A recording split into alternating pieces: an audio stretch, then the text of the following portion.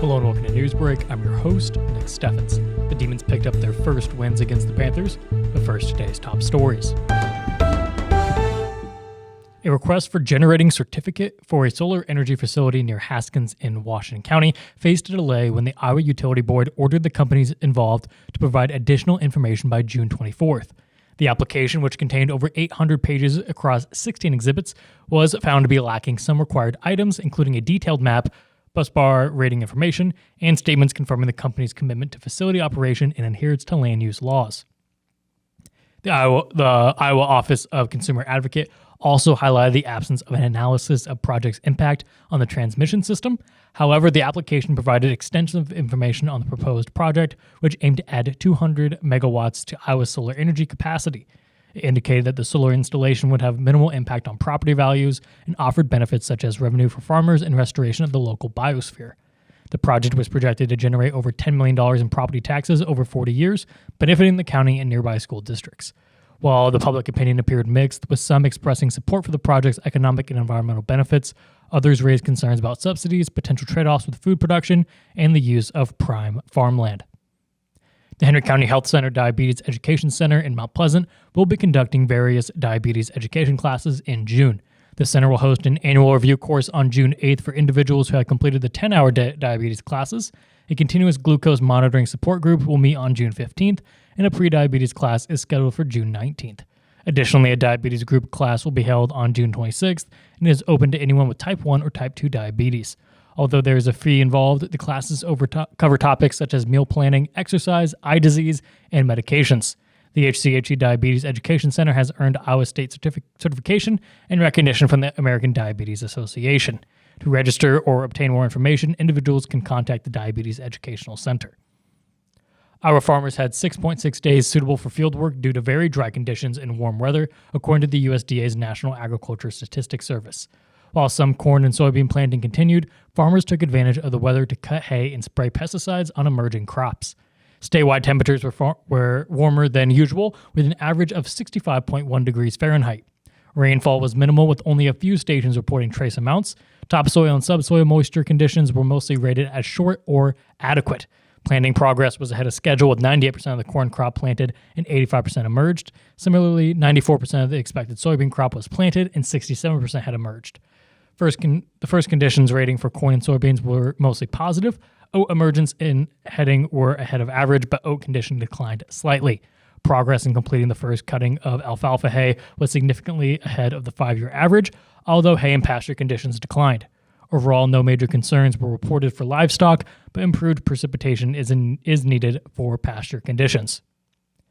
Mount Pleasant schools have begun summer vacation, and Healthy Henry County Community's Stride into Summer Family Walk is set to kick off the season of adventure. The free event focused on summer health and safety will take place on June 1st from 1 to 4 p.m. at East Lake Park. Families can enjoy various fun activities and educational stations around the lake loop. The event will include games, rock painting, healthy snacks, and more. The Henry County Sheriff's Office has procured over 100 bike helmets for giveaways, and thanks to a donation from the Walmart Distribution Center, 5 bikes will be raffled off. Participating organizations like the Police Department, Fire Department, Iowa DNR, and Henry County EMS will provide activities promoting summer safety. The attendees can register at the welcome tent near the tennis courts and receive a goodie bag. In the event of rain, the event will be postponed until June 11th. For more information, updates can be found on the Healthy Henry County Facebook page or by contacting Kelly Carr at 319-385-0779. Healthy Henry County Community serves as the Community Wellness Coalition for Henry County Public Health. We're going to take a quick break, and when we come back, we'll take a look at the weather and sports.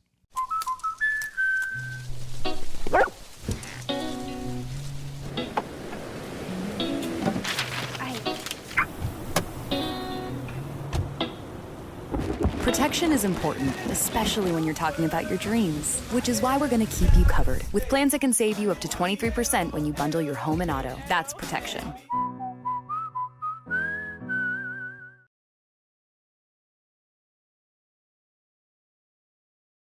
Bring the kids and share the memories from steam engines, antique cars and trucks, tractors, gas engines, and horses.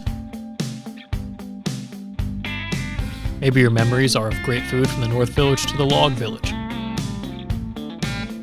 or going to one of the amazing concerts.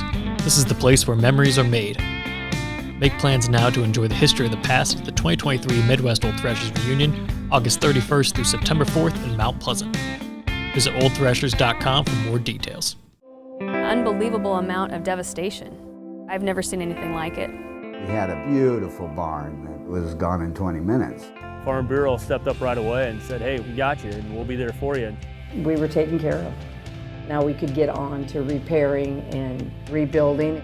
I tell everybody about Farm Bureau. We're fortunate to say we have good coverage with good people doing it. Contact Farm Bureau agents Tony Starr and Mike Welcher in Mount Pleasant today. Hello and welcome back to Newsbreak. I'm your host, Nick Steffens. I have your 5-day forecast coming up, but first, obituaries. Warden Blaine Bosher of Wayland passed away on May 29th at the age of 84. A memorial service will be held on June 10th at 11 a.m. at Bethel Church. The Beatty Peterson Funeral Home is in charge of the arrangements. Fred Lee Fink of New London passed away on May 2nd at the age of 98. A funeral service will be held at 2 p.m. May 11th at Elliott Chapel. A service for Karen K. Fenn of Washington will be held at 1:30 p.m. June 6th at the Jones and Eden Funeral Home. Shirley LaRue Bailey of New London passed away on May 4th at the age of 98. A memorial service was held May 10th at Elliott Chapel. Ray Dean Gillespie of Mount Pleasant passed away on May 27th at the age of 75. Murphy Funeral Home is in charge of the arrangements. That was obituaries. It is now time for your 5-day forecast. Today it has been 85 degrees with partly cloudy skies. Tomorrow temperatures will rise to 89 degrees and it will continue to be partly cloudy. It's going to be a hot one this weekend with Saturday being 92 and mostly sunny. Sunday will be 92 and partly cloudy. Finally, on Monday, it'll be 91 degrees and mostly sunny. We're going to take another quick break, and when we come back, we'll take a look at sports. At 5 Star Community Credit Union, we want to help you lead a better life. We offer competitive rates and convenient appointment times for all kinds of loans: auto, recreational vehicles, home equity, line of credit, holiday, and personal loans. We make it easy to build your credit and enjoy the good things in life. We invite you to join 5 Star Community Credit Union.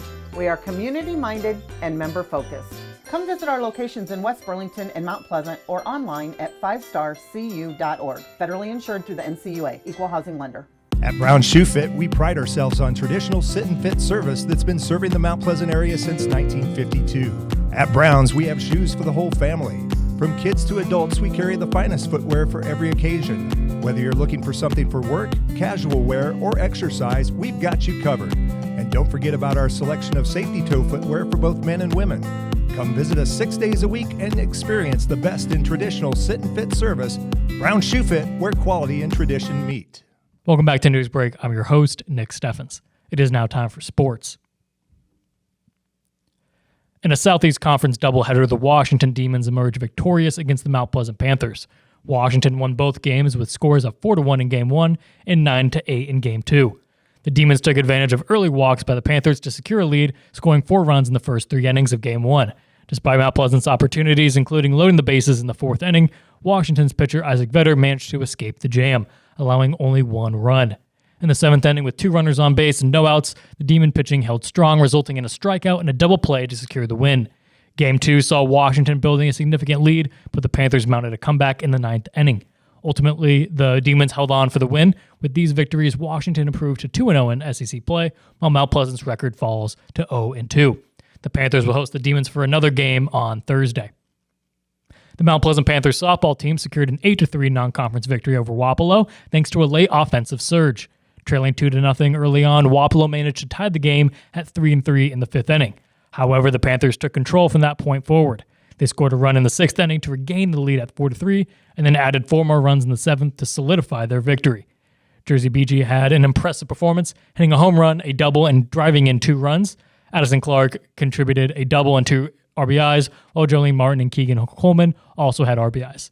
Jolene Martin pitched the entire game, allowing 3 earned runs on 10 hits and 2 walks while striking out 4 batters. The win improved Mount Pleasant's overall record to 2-6 and marked their first win against Wapello since 2018.